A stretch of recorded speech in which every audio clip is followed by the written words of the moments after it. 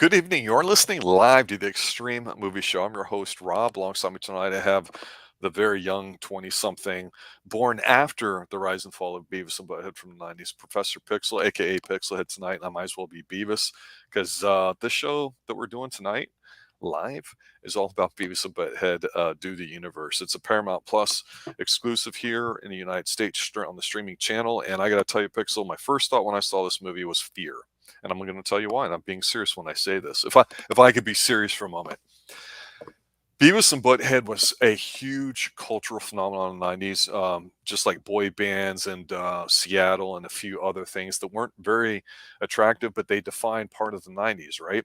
And Beavis and Butthead really touched the nerves in a lot of bad ways, but some good ways too. And I thought it was a genius show. I think it's one of the best animated shows of all time. And I don't say that lightly. I don't say that to troll people. I think it's just great fun. And I think people are missing a lot of things. And for you, not being familiar with the show and what they were doing with it at the time, that's something we're definitely going to bring out. But the reason why I feared it was this. They did a revival about 10 years ago or so. They did about a dozen episodes where they made fun of Twilight and all the hot things that were out at the time. They did a great job. The only thing that was, for the most part, missing was them spoofing on music videos, which was a big thing back in the day when they did it in the 90s. That being said, Mike Judge was involved in it. He's done Silicon Valley, King of the Hill, a bunch of things. Since his hand is all over it, that short revival, that one brief season in 2011, I believe it was great. It was fun, and it was enough. Now, fast forward another dozen years, my thought was, I'd love for him to have Beavis and Butt come back. I've heard that they're going to do one or two movies and maybe another season or two of episodes because he loves these guys. There's only so much control he has over them with them and what he can do. But in today's streaming world, to be able to bring something back from the dust from 20, 30 years ago, they hit a home run because this movie is one of the funniest movies I've seen in a long time. It's entertaining start to finish. And to be able to take these characters, not lose who they are, and yet put them in today's world culturally, everything worked out 100%. And I'll explain that with details that maybe are lost on you because you're not familiar too much with the old show. But I loved it. I thought it was a great film. And I just want to hear your initial take on it before we start diving into some of it. Well, the first thing I have to say is you said huge, but You're trying to do what Beavis and Butthead did back then. yeah, no, because I can't get the chuckle down. But no, I've obviously heard of Beavis and Butthead, but I had never seen the original show, and I really didn't care to. It's just not something I sought out. I'm going to go ahead and say, for my initial take of this movie, is it's very stupid, but it's fun. Uh, there's a lot in it that you can get a good chuckle at. One of the most brilliant scenes is the one talking about white privilege that's going around. But with this movie, it is very stupid. Just the fact that the world somehow is both misunderstanding while they have like two brain cells between each other. It's a lot of ridiculousness, but it's enjoyable. So that's my initial take.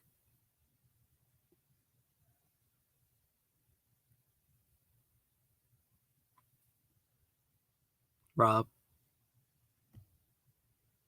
Yeah, I'm here. It's just one of those things where I'm trying to explain how stupid, as you said, Beavis and Butthead were. That was the whole point. I And understand that. well, I'm saying that, and it's not, I'm not being accusatory or anything like that. I'm simply saying that, especially if younger people are watching, because hey, it's a new big thing on Paramount. It's like I don't get it. What's the point? They're dumb. They're stupid. They don't learn. That's exactly the point. And in the 90s, in the early 90s, when this showed up, late night MTV, this was crude. It was graphic. A lot of adult material is in it. And they're just supposed to be two dumb teenagers. And where people started hating initially as it got popular was parents got sick and tired of hearing teachers calling them from school saying they're doing these stupid voices they're hearing on TV because somebody would be Beavis, somebody would be Butthead, and this is like the perfect junior high, high school shtick thing to do. So even you thinking about the voice, it's easily identifiable. Listening to Mike Judge over the years do interviews about how he came up with the characters is always interesting. I recommend that for people that are fans if you haven't seen that. But it's just funny. And the thing is as simple as the characters are, as we've said before, as long as you know what the character is and how they are, then it's interesting to see how they're going to respond in situations. And this is one of the first shows that really demonstrated, again, going back to like 93 here, I'm talking, how, and we're trying not to get into this too much, but we have to mention some of it. There's definitely an element of non-political correctness with this show that everybody at the time knew was funny, but a lot of people went, wait a minute, it's not. It shouldn't be this way. The guy's obsessed with fire. They're obsessed with destroying things. They're obsessed with getting busy and eating nachos and everything that's indulgent and the lazy teenagers of the time and all that. Well, that's the whole point. So I just thought it was a breath of fresh air because they could have played it safe in this movie. And honestly, for hardcore Beavis and Bud fans like myself, you could argue that they did. That being said, to your point, it's entertaining. It's exactly like the movie that came out in, I think, 96, 97. Also really, really funny. And the animation is spot on. Everything is done well. This is a home run. This is a great, great, great film. And to kind of go off Beavis and Butthead a little bit, the idea is that, well, how would we do Beavis and Butthead today in 2022? Would we make them older, whatever their age would be, right? We kind of get a glimpse of that. How would we get them to deal with sitting on the couch, eating food, and watching TV all day when things are kind of different now? They address that. How do they deal with modern technology? They totally address that in here, yet they keep the spirit of what makes these two guys fun. Because at heart, honestly, it's a buddy kind of cop romance action film, if you want to call it that, because they don't get it and they never got it and they'll never understand what the hell's going on, and that's the whole point. And it's just, I just think it's tremendous. And I gotta sit there and say I thought it might be okay. It might be, all right, that was cute, but it was fun. And for you not knowing the characters, I wanted to ask, as the movie starts out, what were you expecting? I don't really. No, I like I said, I didn't look for a trailer or anything. I don't even know if there is one. But I had seen that scene that we discussed, the white privilege scene, earlier on, and that was in itself, it is the best scene of this movie. I think it's hilarious. But with that, I was hoping for more of the same. There was, to a degree. But a lot of it was to the level we discussed before, and that is fine. That is the point. I get it, and it is enjoyable. I can't say it's the exact type of cartoon that I would go to. I would argue that, speaking of Mike Judge, King of the Hill, it feels far more superior to me, but I was able to enjoy this. Good. I mean, and that's kind of the whole point that gets lost on people because when you talk about satire, you can be ironic, you can be whatever, funny, and all that can work. Sometimes it's like a hurtful kind of funny. You definitely don't get that with Beavis and Butthead. Obviously, having his crew work on this right off the bat is really a good thing. It's not like some other people took it over and it looks unfamiliar, or God forbid, other people voiced the Beavis and Butthead and it was a surprise to you backstage right when we getting ready to go live. I had to pause for a moment because you had no idea that Mike Judge actually voiced both these guys back and forth. And MTV actually took hits as a television show, even though it was cable, and that was the whole thing. They would show all these videos.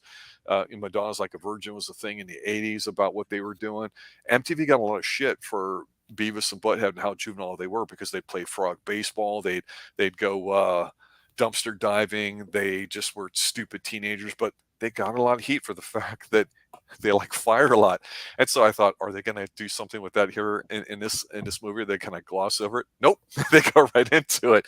So what do they do? They yeah, because that they'd be like fire, fire, fire, and people said, oh my God, there's people setting fires now, and they're blaming it on Beavis and Butthead. It was the classic blame the TV show for causing kids to do stuff, which people went, no, the kid's just whacked. And if you're going to be a parent, be a parent. Don't blame the show for doing it. It was just really obscene how much of a craze Beavis and Butthead became in the early 90s. So they totally do the whole jackass thing where you see them kind of at the science fair getting kicked in the nats or whatever, and they get their ass beat so bad, and there's tons of fire. And we could argue politics of the day and all that. I'm trying not to bring that in so much as I'm looking at it from the Beavis and Butthead perspective. But the judge that sees something in these two that the system failed them, it's not their fault. As a complete critique on what was going on in the 90s when this went on here, it's so obvious. And I just think it's funny that they get sent to space camp, and you get a brief shot for all the people that are hardcore fans of some of the characters that were on the show, like that are there watching, like Mr. Van Driesen, Daria, who had her own little spin-off thing, Stuart, who always wore the Winger T-shirt, and I love that too because at the time everybody was beating up on the group Winger, and I loved Winger; they're a great band, and it just works to set up in a space camp with them. I think the problem is when you have a show that only goes maybe 15 minutes, because they would show like 2.5 hours, I think it was, and then you had video clips and commercials. You go, God, for an hour and a half movie, is this going to drag? And it doesn't, because how many boner jokes can you get? How many euphemisms for doing it, like them getting hired to basically take the male part and insert in the female part at the space camp can you do? But that's the scale that gets them noticed and put on the team to go in outer space. It's totally Beavis and Butthead. That's the whole thing about it. And it's eye-rolling, but it works and it fits with them too. So tell me what you thought about this whole NASA thing, which they have the Moonraker spinning G-force thing going off that to me, I think he ripped off. I thought it was hysterical. My favorite thing is the fact that they ruin their science fair. Totally ruin it. And the judge who says, I am known as the toughest judge in the county. And that's what they call me. And they're right. But I just saw an episode of Touched by an Angel, and I realized that these youths need an opportunity. And so he gives them the prize. And they go, and because of them being able to take the what was it? What was the exact thing? I'm trying to remember the exact name of it. But it's basically phallic in shape, and it goes into the port. Because they were able to do that, well, that's where Serena comes in. We can take them. Think about the story it'll be. But I was relieved when they went to space and they went blind and ruined everything, that she knocked them out of the ship after a long consideration. Yeah. Well, they show how stupid adults can be here. First with the judge saying it's the system's fault and all that. Her by going, oh my God, think of the story. I mean, it preys upon how dumb adults can be, even though they're supposed to be older and wiser. And here you have a hot female astronaut and everything that was very PC about the situation, which people didn't necessarily talk about a lot in the 90s, but they recognized that, like, oh my God, just let her talk or whatever. It's just not a big deal. It wasn't as commonplace as now where everybody gets triggered about things and you're afraid of getting canceled if you say something about it. It was more eye rolling back then. Like, can you really believe this is going on? And that's the whole point is they misinterpret her saying it, that she's going to do both of them at the same time and that she's a slut for all the people that she's done before. And that's the only reason why they do it. I mean, it's classic Beavis. Yeah, no, I mean, technically she's not wrong. They did have that down, but the problem is because they're such idiots, they don't listen. They go ahead and do the telescope. They blind themselves and ruin everything, killing a guy. And they're puking, and it's like Tom Cruise, where if you puke, it pushes you away. It's so stupid. It's utterly idiotic. But it's fun. That's what it should be. It should be fun, and it was. There's another scene, though, the jailhouse scene that you're mentioning in the comments, where Touched by an Angel comes back because Beavis is basically loaded up with drugs that a prisoner just shoved to him. Oh, here, take these. And he took all of them. He goes ahead, stuffs his head in his shirt, and he says, my name is Cornholio. TP for my bunghole. Blah, blah, blah, blah, blah. Over and over and over again. And somehow all the prisoners are, yeah, we need toilet paper. Come on. And the warden is saying, no, I've seen this. He's their hero. They're from 98. This is a sign. Oh my God. It's so bad, but it's good. That was the famous cornhole thing, and I'm telling you, kids would always take their shirt, put it over their head, and talk like that, and put their hands up just like you did. So you're wondering, were you going to get a cornholio scene? Because as they're ejected from the spaceship, they go into not the black hole, but they think it's a bunghole because they would say that a lot, and that's how they get transported into Texas in their spacesuits or whatever on the beach, and it's kind of cool because they have no idea what the hell's going on, and they can't, of course, know how to read. But they laugh at the 69. They would always laugh at stuff like that. But of course, the female astronaut at this point is now actually running like for Congress, I think it is, or something.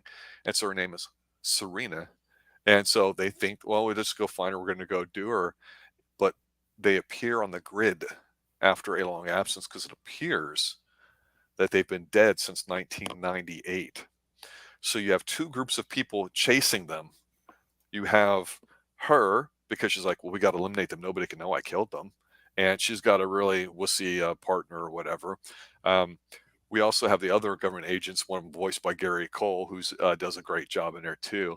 But we also see the smartest version of Beavis and Butthead kind of guiding them along the way like angels in a way, and they're aliens. I kind of didn't like that idea at first, but it kind of grew on me the way they would talk because they talked like aliens, like, ha, ha, ha, yes, humorous, yes, yeah, enough anecdotes. And it was kind of funny. It grew on me because early on I was like, we don't need this. We just need them doing whatever they're doing. But I think you won't see the what's really funny about them. But in Marvel Comics, there's a character called Watu the Watcher, and his kind basically all look like that. They have the big old heads and their glowing eyes, and they're watching over the universe. Right. Yeah, I've know of the Watcher, but you go, okay, how are they going to, like I say, be involved in 2022 with technology because they're dumb? Now, how is the episode going to do it? So they're right there. They'd washed up on the beach there. I think it was Galveston, and so they're walking along the pier, and some tourists look like right out of Hank Hill's town. They're like, hey, can you take picture? He sounds Dutch or something or whatever, and they hand him his phone, and it's like, we can take it. It's like, no, you take picture, like press here, and they're looking at it, and they don't know what it is. They think it's TV, and they don't recognize that the guy's like, yes, we move back, yes. Then they fall off the pier, and they're like, hey, this is a cool little TV, let's take it. And then they get nachos. They Lots go to and get lots of nachos, nachos. well, because they don't understand money, and so the guy's like, well, you can pay with your phone, right? And it's not their phone, and he's like, really? And he's like, yeah, what's the password? And he goes, password? So he types in password, which is the And password. it works. And it works. And this is where they go on a binge of buying stuff. And they end up in the strip club making it rain with the nachos, which is stupid. But it leaves a trail of decadence and all that. And it gets the old stuff involved. But what it also does, too, is they find out that even though the astronauts, the lady's name is Serena, and it's totally lost on me because I'm not an Apple products guy or whatever. I'm an Android customizable user myself. I don't use that stuff. I don't want a voice telling me anything at all, whether it's a Ring product, something on the TV, or, hey, Siri, play Beavis and Butthead for me. I don't want any of that at all in my life. That's just not how I am. I can't stand it. I know how everybody does it these days. That's fine. That's how it is. But you see it where Beavis has the phone and the female voice starts talking to him, and he thinks it's Serena. And so he goes into the room by himself and just starts talking to it. And it's kind of like an old computer program that was made after the blonde chick that everybody screwed back in the day, Marla, whose name I can't remember, the dumb blonde government chick or like that, Marilyn Monroe. That's it. And Oh, geez, you couldn't remember the name Marilyn Monroe? well, I was trying to think of the computer program that they made it for that reminded me of what this is, where they took somebody that made like they were talking to you based on your responses, and so basically it's just a gimmick cycle. It's an old programming thing, and it's funny because it's almost you almost feel bad for him because how stupid he is talking on the phone and he's like daydreaming about it and you could tell he's fallen in love with her. It's really stupid, but it works, right? The end of this movie, and I guess we're not going over it in great detail. The end of this movie, whenever he's finally going to, because Serena realizes, oh my gosh, they're just horny teenagers. They don't want to destroy me. They don't want to ruin my career. They don't care. And whenever she realizes that, it seems that she is going to go through with what they thought, what they wanted. However, as Beavis is taking a moment and he's saying how, oh, well, I have something I want to tell you. He wants to say that he loves her. Yep. That's when the Watcher version of him pops right up and says, I have watched you from afar in other dimensions. And totally steals her. Yeah, sweeps her away. And Beavis and Butthead, they're given the house back, the new TV, and they seem to just be in 2022, and that's life. Yeah. But I did love the scene after that where you have the alien versions that come up to the stage, and there's a King Beavis, King Butthead and a Queen Beavis, Yep. and they go ahead and they put a medal around the alien Beavis and say, "You scored," and Watcher Butthead, "You watched from a suitcase at the end of the bed." And they have medals that say I scored and I watched. The thing with that is, they're so dumb they could never score, and they were just trying to, because that's what, when you're a teenager, that's all you're trying to do, and so it makes sense. And I think the thing about it is yeah, some version of them scored, which is the funny thing. But the very end too, where in exchange for their silence, even though they don't really about it, they get their old house back, and they get basically just a bigger TV, so they get to be set up back in the way that we knew them. So we come full circle all the way around. They deal with all the things that we always want out of Beavis and Butthead. We want fire, we want violence, we want them beating each other up, doing stupid stuff. We want them totally misinterpreting things. We want them, going on a score. We want them oblivious to all the stuff that's going on by the dumb idiots, adults that surround them. We get all of that here. But what do we get most? The first thing that we always think about with Beavis and Butthead is them sitting together on the couch watching TV, because they even do the old thing where they have an argument and a fight and they walk off together, and then they realize how unhappy they are with each other. They just don't know how to say it, and they end up back together again, which is what everybody wants, right? I think, though, I'll just bring this up, and then after this, we'll look at any comments or whatever, and then we'll call it a night, because really it's just an experience to have. I was hoping that it wasn't going to be watered down. It wasn't. And I think, in case anybody had any doubt about how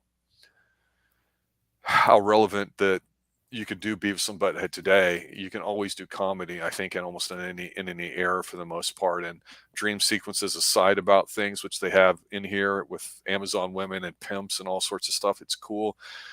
The scene everyone's going to talk about is the white privilege college scene, where they're stumbling around college because there's like a special place that they have to go to that the aliens are directing them. They kind of get lost on college, and they walk into a lecture hall, and liberal lady professor's talking, assuming they have right privilege, of course, and tells them that they do. And they're like, "Whoa, what's that?" And it gets explained to them, and so they leave. And this is so perfect. And everybody's probably seen a clip where they're cutting in front of people, taking food, stealing stuff, going, "It's my white privilege," and all that too. And it's a total misinterpretation of what it's supposed to be today. But what's so funny about it is not that they misinterpret it. It's that it points light on how crazy and out of hand things like that are currently today. That, in a nutshell, is what Beavis and Butthead did so well through the 90s by making fun of things. It was tremendous. This scene nailed it. I'm glad Mike Judge has put it on there. My only thought was as well, obviously they get paid a pretty penny to go on Paramount Plus, which where you can currently watch it. I thought they were going to do one or two more seasons and a movie or two. Back when I heard this a while ago, I didn't realize how quickly this was coming up because I didn't really seem to hear a lot about it. So I'm glad when it came out, it was trending because I was like, oh, yeah, I heard it was coming out this year. I just didn't know it was now. So I wish I knew more about it. And I almost thought that they might have done like a season of it and then led up to a movie because I thought they would have tried to cash in. And I think this is the type of movie, as low budget as it is, would have made some serious cake at the box office too. And I'm not going to say it's going to do $1 billion like Top Gun is, but Top Gun showed us you give the fans what they want and you're true to the original stuff to it. You can find a way to make it contemporary, which is the word I'm looking for. And in many ways, Beavis and Butthead did that. So to me, yeah, if you guys haven't seen it, it sounds like everybody has. It's really fun. It's one that I know I could put on again and still have a laugh with. I'm so glad and happy and relieved too. The fear is now gone that this movie was a success. What final thoughts do you have? Final thoughts. Like I said, it was definitely enjoyable. I am going to say, Ed Brewer, I did not hate it. I did not hate it. While I did, I knew kind of that I was going into something that it's supposed to be stupid. That is the whole point. And I understand comedy like that, but it's not. It's not a takeaway from it. It's not like. That's why we don't review a lot of comedies, because a lot of it is an experience. When you're watching something, you're laughing at it, you feel that in the moment. You can't really express that in a review, I feel. You can say, I had a great time, you should check it out if it's your thing. But if it's not, I understand as well. I mean, there's elements to it. But this movie, absolutely, I had a blast with it. Had a good time.